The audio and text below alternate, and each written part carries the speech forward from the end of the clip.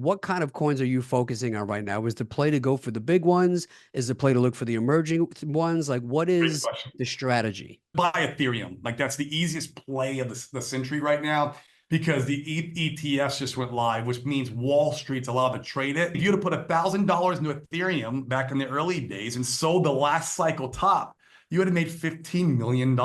We're finding new opportunities like that. Brand new layer one blockchains that are emerging this cycle that have great community, that have product market fit, that's aimed to solve a problem, and we invest in those. These are more risky. You go buy Ethereum, you know that's not going away, and you can get an easy 5 to 10x your money. But if you wait till it's proven itself through time, you've missed the majority of the gains.